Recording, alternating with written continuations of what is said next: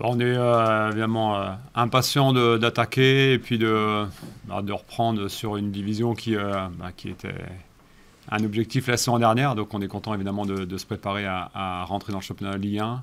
Les joueurs sont aussi bien rentrés dans cette préparation, ils sont motivés, c'est excité aussi. Donc non, on est en bonne disposition. Ouais, il est sous contrat, donc évidemment que on est déçu qu'il ne soit pas avec nous, c'est notre capitaine. Maintenant, il y a des discussions avec les dirigeants. On savait que si on était resté en Ligue 2, il aurait souhaité partir. S'il y avait un club peut-être de standing européen, il aurait souhaité partir. Donc là, on est forcément on voulait absolument le garder et on veut le garder. J'espère qu'il sera avec nous dans les prochains jours parce qu'on aura besoin de lui pour réaliser une belle saison. Oui, je l'ai eu au téléphone avant la reprise. Il m'a exprimé son souhait de quitter le club. Maintenant, bah, voilà, c'est une situation qui est assez fréquente, je dirais malheureusement pour nous les entraîneurs dans ces débuts de saison. Il y a des joueurs qui souhaitent bouger. C'est pas des positions agréables pour tout le monde, mais voilà, on est obligé de vivre avec et on essaie de s'adapter. On a perdu donc quelques joueurs qui étaient importants la saison dernière, hein, des joueurs qui ont participé à cette montée. Je pense à Blythe notamment, qui a été assez actif. Voilà, mais assez peu de joueurs qui étaient titulaires. On va dire si on grossit le groupe à 14-15 joueurs. Donc ça, c'est la première chose. Maintenant, on n'est qu'au début du mercato. Vous le savez très bien. Vous connaissez un peu les éléments que le président vous a donnés. Le mercato, c'est très long. Ça va jusqu'à fin août. Il peut y avoir des retouches déjà sur les joueurs qui sont chez nous.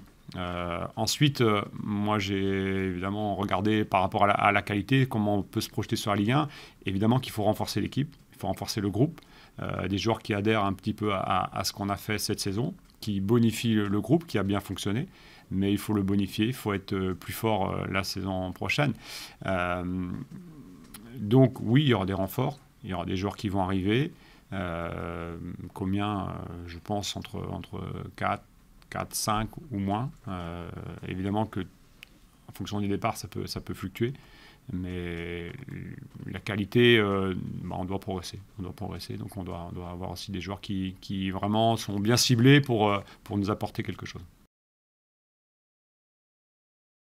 Moi, je souhaite conserver tous les titulaires. L'équipe qui monte dans une stratégie d'entraîneur, c'est de garder son équipe et d'augmenter son potentiel avec des joueurs qui arrivent. Donc, de ne pas perdre de joueurs titulaires dans l'absolu, c'est ce qu'il y a de mieux. Après, il y a des stratégies, il y a des stratégies économiques évidemment à maîtriser.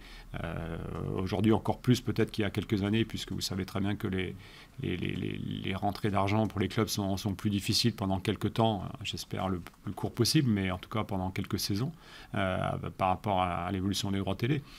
Donc il faut aussi jouer avec ça. Moi je suis entraîneur, je m'occupe du terrain, mais évidemment qu'on est à l'écoute de ce qui se passe au niveau économique, au niveau du club.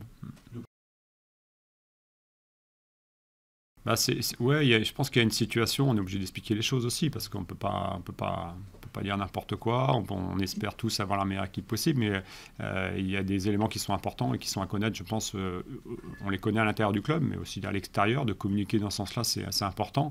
Il y a je pense, un petit peu quelques saisons où ça va être plus complexe dans l'ensemble pour les joueurs qui doivent bouger, et même les staffs quelque part, puisqu'il y a moins de rentrée d'argent pendant quelques temps. Donc d'expliquer les choses, ça permet peut-être de mieux les comprendre en tout cas. Oui, c'est un choix voilà, qui a été fait à l'issue de la saison. Donc effectivement, on est en train de travailler sur différents profils. Voilà, on est en contact avec beaucoup de joueurs, au niveau des gardiens aussi, pour aussi être prêt pour la reprise. Ouais, bah, les choix sont faits pour que l'équipe s'améliore. Arnaud nous a aidés, c'est ce que je lui ai expliqué. J'ai essayé de lui expliquer. Évidemment que ce pas des situations qui sont toujours faciles. Il y a toujours des cas comme ça dans une montée. Évidemment, c'est plus sur les joueurs qui sont en fin de contrat. Il était en fin de contrat. Donc il y a une réflexion qui est à la fois sportive, économique aussi un petit peu, parce qu'à ce niveau-là, tout est un petit peu lié.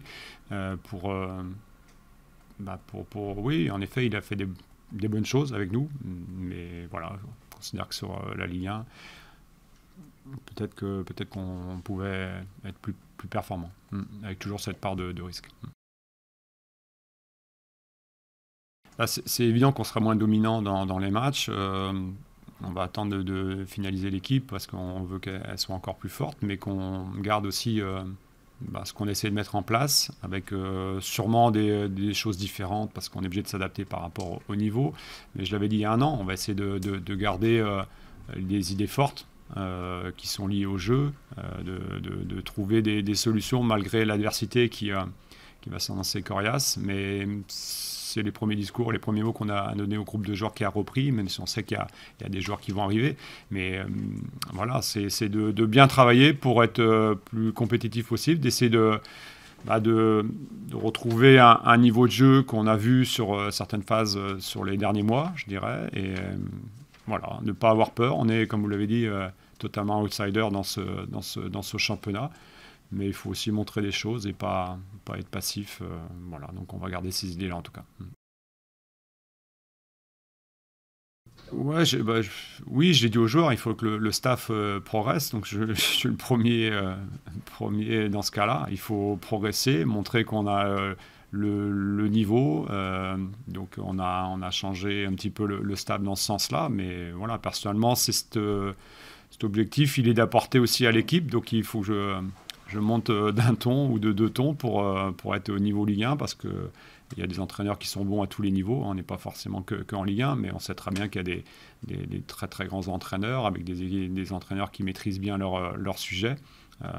Nous d'être performants. C'est ça mon souhait en tout cas premier, ça sera celui-là. C'est d'aider le FC Metz à se maintenir et montrer des bonnes choses au public qui nous suivent à domicile ou à l'extérieur. Oui, tout à fait. Ouais, on l'a pas vu en senior parce qu'il y avait un problème de réglementation, donc il s'est arrêté avec les U19. Il était surclassé en U19. On a vu évidemment aussi qu'il a fait ses matchs avec la sélection luxembourgeoise. On l'a suivi de près. Il a une morphologie avancée par rapport à son âge, donc il est capable de répondre à des défis physiques. Maintenant, il a du travail, donc on va voir dans les 6 semaines un petit peu comment il se situe par rapport aux autres joueurs, mais ça peut être un élément important, et puis surtout, ça peut être quelque chose qui peut être fort pour lui, parce que le pas est grand entre les 19 ans et puis une équipe qui veut jouer en Ligue 1. Aujourd'hui, on a perdu, si vous regardez sur les 14, 15, 16 joueurs qui jouaient beaucoup, on a perdu 2 défenseurs centraux avec Isma Traoré et Aboulo, par exemple. Donc là, aujourd'hui, de métier, on a Sadibou, Sané et Michel Mboula, donc ça fait que 2 défenseurs. Donc déjà là, il y a besoin de recruter dans cette zone de jeu-là. Sur la zone droite, aujourd'hui, on a 3 joueurs qui sont sous contrat, avec Maxime Collin, avec Kofi Kwao, et puis le jeune Cléo Mélière qui vient de signer son premier contrat pro. Sur la gauche, on a Mathieu Hudol, et puis on a le jeune Lawson qui vient de s'engager aussi. Donc dans cette zone de jeu-là, pour l'instant, ça devrait être stable. Au milieu de terrain, je pense qu'aujourd'hui, on avait 3 joueurs qui ont beaucoup joué, plus le petit Alpha Touré qui a joué un petit peu moins, ça faisait 4 joueurs. Je pense qu'il faut renforcer au moins d'un élément ce secteur de jeu-là. Ensuite, sur les zones offensives, on a beaucoup de joueurs dans l'axe, on a beaucoup d'attaquants, des joueurs qui sont inexpérimentés, puisqu'à part Idrissa Gueye qui a joué un petit peu sa deuxième partie de saison, les autres n'ont quasiment pas joué. Je pense à Brian Maggio, je pense à Pape Fall, je pense à Joseph Mangando, il y a Ibou Sané qui est là, il y a Joël Assoro. Donc il y a beaucoup de joueurs attaquants axiaux, mais avec peu d'expérience, en tout cas au niveau Ligue 1. Donc il y a une réflexion dans cette zone de jeu-là. On va voir comment ça va se passer sur les matchs amicaux. Et puis sur les joueurs, sur les postes côtés, j'ai pas considéré Sabali, qui a marqué 15 buts l'année dernière, comme attaquant axial, parce que je considère, et je voudrais l'utiliser peut-être un peu plus sur un côté, sur le championnat Ligue 1. Mais bon, si c'est le meilleur dans l'axe, il jouera dans l'axe. Mais Pour l'instant, l'idée, c'est plutôt de jouer sur le côté. Donc, on a Morgan Bokele, qui est capable de jouer là aussi. On a Papa Diallo, qui peut jouer là. On a Kevin Van Akerkhoff, qui peut jouer là. On a Malik Mbaye, qui peut jouer sur les côtés aussi. Et des jeunes comme Nathan Mbala. Donc, sur les postes offensifs, je pense qu'il faut quelqu'un à droite. Pour remplacer ce qu'on disait tout à l'heure, Ablaye Jallo, donc plutôt un gaucher, je préférais. Et puis dans l'axe, à voir ce qui va se passer un petit peu, parce qu'il y a des joueurs, on va voir un petit peu Idrissa Gueye, comment il revient aussi, parce qu'il a fini un petit peu fatigué, mais il y avait des raisons peut-être de comprendre cela, donc on va voir un peu comment ça évolue. La préparation fait partie un petit peu de ça. Peut-être que des joueurs peuvent exploser, je pense à Brian Maggio, comme Joseph Mangando, pourquoi pas, donc il faut voir aussi.